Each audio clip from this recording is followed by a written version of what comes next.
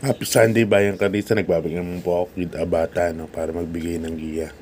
Ngayong araw ng linggo, November 17, 2024 at meron tayong 7 races at meron tayong Grand Derby, 3-year-old, Bea Bell, Boss Batang Manda, Worship Full Master. Sana nasa mabuting kalagayan ngayon kasi may bagyo nga si Pepito. Kaya hindi natin alam kung magkakaroon ng karera. Wait lang tayo sa announcement ng MMTCI. Yan. Mag-start ang karera alas 2 ng hapon. So, kamusta naman pang karera nyo Sabado? Yun nga, puro limado, 390 pesos lang po ang winner take all. So, congrats sa mga nanalo at tumama. Okay po, start na po tayo. Race number 1, Bayang Karerista. Isang 3-year-old and above maiden race. Race 1, 1400 meters start na karera. Race 1 to 7. Dito meron tayong 7 runners. Sa race number 1, sasulohin ko na po ito. Numero 6, Dakota Elegant, sasakay ni Jackie King Flores. Isang imported po ito, wag na maaari ni Boss Jun Almeida. At nag-barrier po ito 1.13, no? Kaya tinignan ko rin po yung barrier niya, medyo malaking kabayo talaga. So, para sa akin, susulohin ko na po yan para sa unang karera ng linggo. Yan, sa ating winner take all. Dito sa race number 1 solo, number 6, Dakota Elegance. Lipat tayo sa race number 2, Bayang Karerista. Ito isang malaking pakarera din. Ang race number 2 natin, second leg, 3-year-old imported and local challenge. At umpisa rin ng pick 6 from races 2 to 7. Dito mayroon tayong 5 runners. Actually, naglaban-laban na itong mga to. Sila Birdstone, Perfect Shot, Beautiful Line na nakaraan, no? Yung first leg. So, first race natin si Birdstone, no? Jepril Tagulaw Sarate. Ngayon ko makakapeso kagad kay Jepril to. Pero maglalagay na ngayon ako ng second case, number 4, Perfect Shot. Baka sakaling guluhin na naman ni Beautiful Liane si Birdstone. Kaya dito sa race number 2, 5-4 ako. Okay, good luck Bayang Karerista. Lipat tayo sa race number 3. Ito na yung pinakamalaking natin, PCSO Grand Derby ng Pilracom, no? Race number 3, distansya natin dito 1800 meters. Pisa rin ng pick 5 from races 3 to 7. At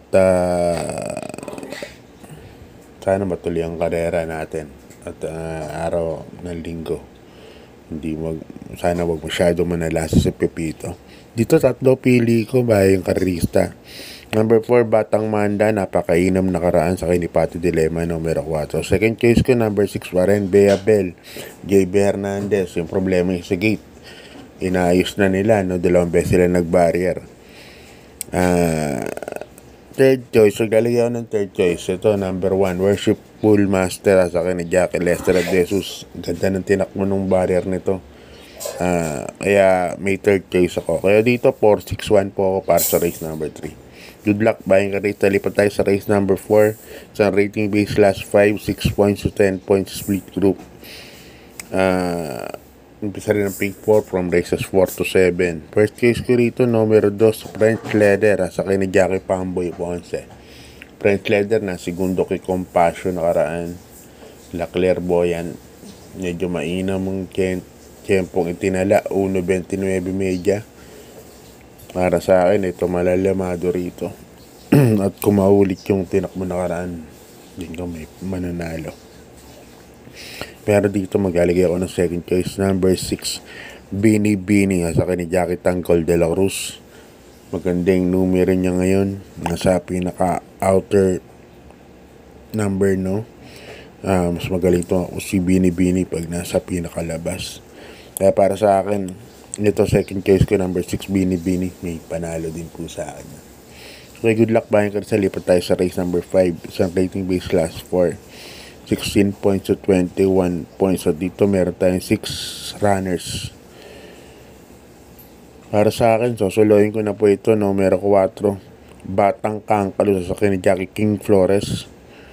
1400 meters ang distansya.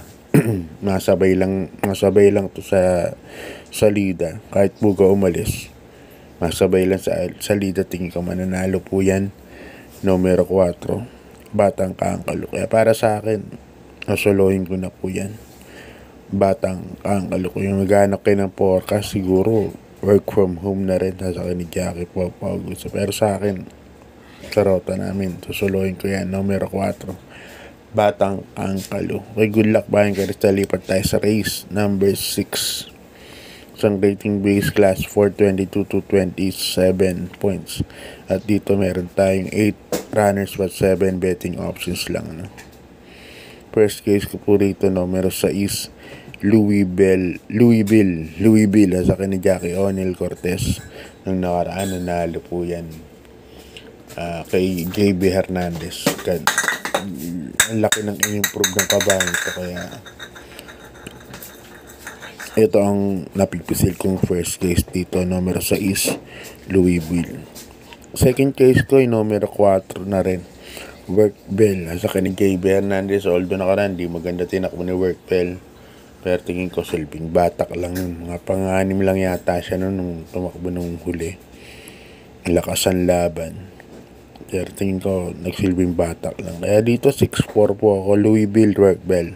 Okay, good luck buying ka. Lipat tayo sa ating final race number 7. Isang class 5, 11 points to 15 points rating base. Dito meron tayong 7 runners. First case ka, number 5, Kaboom sa akin ni Jackie Pabs Caballero. Nakaraan, tercero po yan. Malakas no si Kaboom.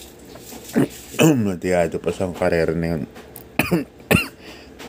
Itong horse to beat dito, number 5, Kaboom. Second case ko, medyo dehado, number 6, Galloping Ghost sa akin ni Jackie Patty Ramos Dilema. Tinignan ko kasi yung line na parang walang mauuna, walang ganung kasing bilis niya. Tingin ko solo aire po yan, number 6, Galloping Ghost. Baka mapagbigyan po yan ng ilang kwartos. Magkaroon ng slow pace, may second win pa yan sa Galloping Ghost pagka walang nakikita sa harap yan. Kaya magandang dihado yan. Okay, ganyan lang bayang karita. Shoutout muna ako galing kay Boss Hernando Laisico. Yan, shoutout kay Boss Sam Bersosa, Congressman ng Sampaloc, Manila.